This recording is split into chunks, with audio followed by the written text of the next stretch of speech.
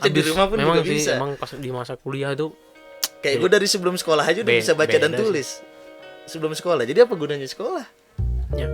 Bahkan adik gue sekarang bro, adik gue tuh ada 2. Satu itu pemikirnya dia lebih ke mikirin, ada pikiran tuh imajiner. Satu lebih logik nih. Jadi kalau yang imajiner dia hobi yang lukis emang. Kalau yang satu enggak, hobinya kedebat aja terus. Berdebat aja. Jadi kalau misalnya di sekolah kan sering dapat laporan sama gurunya, Pak nanti gini Pak, ini Pak gini. Dah, itu kan sudah tugas ibu, saya bilang. Kalau adik saya cukup pintar untuk belajar, nggak saya sekolahin harusnya, saya bilang. Kalau dia udah pintar nggak saya sekolahin, karena bodoh makanya saya sekolahin, saya bilang. Itu loh sama gurunya. Dan gurunya gini ngeluh kalau matematikanya itu jelek, biologinya jelek, habis itu kimia jelek. Itu kan ini ilmu-ilmu logik semua. Ya. Tapi ada nggak bu satu pelajaran yang dia bagus nih? Saya bilang ada. Apa? Gambar, dia bilang, seni. Udah nggak apa-apa. Yang penting setiap semester nilai itunya aja tinggi. Matematika nggak usah. Nggak ada ranking pun juga nggak apa-apa. Nah Harusnya bilang kayak gitu. Idealnya kan kayak gitu kita bicara ya kan. Buat apa kita mempelajari semua ilmu yang ujung-ujung itu belum tentu kepake. itu kan ke depannya. kayak si apa Deddy Corbuzier juga bilang kan. Ya, gue setuju sama Deddy Corbuzier. Satu murid dipaksa 16 pelajaran. Tapi satu guru kok ngajar satu pelajaran. Coba dimana dong letak keadilannya? Iya kan? Keadilan sosial apa sih cuma istilah? Keadilan sosial bagi seluruh rakyat Oh iya, Indonesia. jadi masih Ini pancing lagi. Kalau lupa kan malu, Pak. Nanti kita edit. Oke. Jadi kan itu apa namanya? Bentuk pendidikan kita hari ini kan. Ya. Tapi menurut lo nih di era digital nih, gimana pandangan lo nih? Menurut di era digital nih sekarang? Ini nih salah satu aspek kehidupan yang ngerasain hikmah di balik bencana corona ini, salah satunya adalah pendidikan. Kenapa pendidikan? Karena sekarang semua mata terbuka bahwa ilmu itu bisa didapat dari mana aja, kapan aja. Iya. Tergantung gimana si muridnya itu sendiri ngelolanya, ngelola semangat belajarnya. Iya. Dan juga semakin berkembangnya waktu kan, zaman dulu kita selalu disuguhin ilmu itu oleh guru. Guru memberikan ceramah di depan kelas, memberikan ilmu yang seakan-akan itu baku. Sedangkan di zaman sekarang ini informasi lebih cepat. Mungkin ilmu yang dulu itu udah dibantahkan sama teori baru atau segala macamnya, dan itu bisa lebih cepat lagi dicari di zaman sekarang ini. Dan itu potensi yang harus bisa diambil oleh Indonesia untuk bisa sesuai dengan cita-cita Bung Karno, bisa berdikari dan jadi negara macan Asia atau macan dunia kalau bisa ya. Sedap. Berdiri di kamar sendiri. Berdiri di kamar sendiri. Tapi orang-orang Indonesia ini lucu, Pak, kalau saya lihat, Pak. Gimana tuh? Orang-orang kita lupa bahwa kita ini tanah para raja. Wih. Setiap orang Indonesia pasti mengalir darah raja di dalam darahnya, di dalam nadinya. Ada genetik raja itu ngalir di dalam tubuhnya. Tapi kenapa orang-orang kita yang berada di pucuk pemerintahan itu seakan cukup dan puas? 12 seconds later. Kita berkaca dari kasus Papua. Ya. Di situ ada emas satu gunung. Kenapa masih ada masyarakat sana kelaparan? Satu pulau cuy. Iya kan? Satu pulaunya itu. Cari di planet bumi nih. Cari di planet bumi negara mana yang punya emas satu gunung? Kita doang. Iya. Kenapa orang di pulau itu masih pada kelaparan? Logiknya ke sana ya kan. Kan lucu. Aneh kan. Dimana mau dibilang bangsa ini berdaulat kan kalau kayak gitu? Sama aja. Kita lepas dari satu penjajahan, kita pindah ke penjajahan yang lain. Itu dia. Nggak tempe goreng. Iya. Ini yang orang-orang lupa. Kita ini raja. Iya. Gak bisa kita tunduk sama kuasa asing. Tapi kan lagi-lagi kita balik hukum Indonesia juga cuy. Indonesia juga punya hukum kan. Ya itulah, hukum kita kan copy paste. Oh gitu. KUHP kan ngambil dari punya Belanda. Bukan kopi black ya. Bukan. Wah, kalau aku jadi presiden, undang-undang kita ganti sama kopi cappuccino aja deh. Canda. Sanger sih enak. Ini tambah gula aren nih. Peyek satu bungkus. Berat kali kayak bahasannya. Iya. Tapi nggak apa, kita sambil bercanda dan edukasi. Boleh, nggak apa-apa.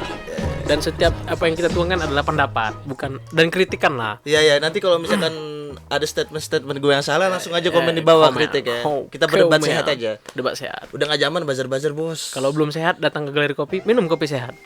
Galeri Kopi Indonesia. Bukan kopi titko.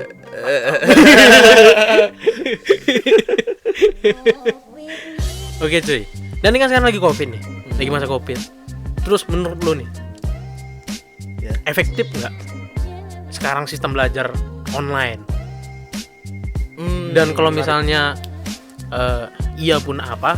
Kalau misalnya nggak pun, ya lu punya solusi apa lain selain yang sistemnya hari ini? Kalau bicara pendidikan zaman sekarang nih yang serba digital ya kan, dan ya itu memang keharusan karena untuk mengikuti protokol kesehatan kan, serba digital. Sebenarnya efektif dan itu efektif banget. Cuman sayangnya negara kita telat. Harusnya sebelum corona ini, jauh dari sebelum corona ini udah kita rancang sistemnya, aplikasinya, materi-materi apa yang mau dimasukin. Itu udah. Dan jangan lagi kita ngebebanin masyarakat. Orang sekarang makan aja susah. Apalagi beli handphone. Tambah beli paket. Kan berat, Bos. Ya kan Mahal beli lagi. HP ya kan. Di sini harusnya negara itu hadir dan berperan membantu masyarakatnya, mencerdaskan bangsa. Itu kan ada di tujuan dasar undang-undang. Kalau misalnya di daerah yang punya kalau di Jawa oke lah itu semua aman, tapi punya kartu murah ya kan. Iya, kalau di Takengon harus pakai Telkomsel. Lu bayangin coba beli paket harus berapa mahal. Baru bicara Takengon kan masih ada daerah lain yang lebih tidak beruntung dibanding Takengon ya kan. Belum lagi harus punya handphone yang Android. Itu yang pelosok-pelosok gimana? Itulah negara harusnya berperan. Pak Jokowi, saya bukan menghina ya. Saya hanya memberikan kritik. Saya hanya seorang warga negara yang cinta akan negeri. Apa sih? Pak Jokowi santuy ya kali. Ya sih kasihan. Karena kan misalnya kayak adik gua tuh kan. Adik gua tuh baru kelas 6 SD baru gua kasih handphone. Berarti kan baru kemarin nih. Pas corona baru gua kasih handphone. Itu pun artinya gua kasih bukan karena enggak boleh. Misalnya gini, gue pengen dia ini gini loh, nggak banyak informasi yang terkontaminasi kan. Karena kan kalau udah pakai Instagram kan itu feed zaman sekarang kan pencarian nggak bisa di blok loh bro. Informasi yang masuk nggak bisa di blok. Kita nggak bisa atur itu. Dia bisa masuk gitu aja. Nah ini yang gue takut waktu itu, makanya gue nggak kasih handphone dulu. Gue pengen masih dia belajar kayak dulu lah, kayak zaman dulu belajar kayak gue masa era gue belajar dari kreativitas, dia belajar dari lingkungan, belajar dari alam gitu. Nah pas kemarin udah kasih handphone, waduh, jadi pasif parah cuy, parah, introvert. Mana gurunya juga nggak paham banget, sistem online-nya gimana? Nah itulah. Yang lucu kan gini nih, kan pakai grup nih, ngajarnya pakai grup. Udah gurunya bilang gini, anak-anak nanti jawab ya soal yang ibu-ibu kasih. Ada anak di lokal mereka yang juga nggak paham banget masalah WhatsApp grup. Dia selesain, polemik nih. Iya kan, dia selesain tuh di kertas, kan udah jawaban, di foto, itu dikirim ke grup coba. Bayangin kalau ada 40 siswa di sana, satu orang ngirim, dan sistem WhatsApp mereka kalau misalnya udah masuk gambar langsung di download, itu nggak bisa ditarik cuy. Lu bayangin ada 39 siswa, yang kalau itu terjadi, tinggal kopas nih ya kan. Coba cuy. Iya benar. Parah nggak? Padahal aplikasinya udah ada. Udah ada kan? Ini kemarin masih parah sih emang. Tapi ya balik lagi sih, dengan corona ini seenggaknya murid-murid belajar bagaimana caranya menjadi manusia lagi di tengah era pandemi ini, ngelihat kesusahan orang, simpati, donasi di mana-mana. Korban berjatuhan di mana-mana, itu ngebuka mata mereka bahwa bumi sedang tidak baik-baik saja. Kalau selama ini sebenarnya kan masalah-masalah kayak gini kan udah ada dari zaman dulu. Cuman era dulu kita gede, kita kayak termakan ilusi bahwa bumi ini baik-baik saja, semua akan aman-aman saja. Padahal tidak. Padahal enggak aja. Alam udah rusak, lapis ozon udah bolong-bolong. Iya sih. Gara-gara corona ini semua orang sadar. Iya. Tapi kan secara pendidikan nih cuy, lu ngelihat nggak? Ntar ini kan sistem pendidikan udah kayak gini nih, masa Covid, akhirnya kan orang-orang mau nggak mau adaptasi. Gurunya juga bahkan mungkin nggak tahu kalau ini murid entah mungkin lagi belajar musik di rumah, ada yang belajar masak di rumah, yang biasanya kalau hari-harinya disibukin dengan PR, dengan sekolah juga udah sampai jam 2, jam 3, kadang kan sampai jam 4 kan gitu. Habis itu pulang ke rumah jam 4 sampai udah maghrib, udah malam, udah capek kan. Besok sambung lagi sekolah. Terus sekarang ini kan berubah nih. Berubah di kondisi mana para murid itu nggak mungkin semua guru bisa ngontrol apa yang mereka kerjakan tiap hari gitu. Ya betul. Udah pasti kan? Ya. Tak mungkin dia belajar mancing, buat kreativitas.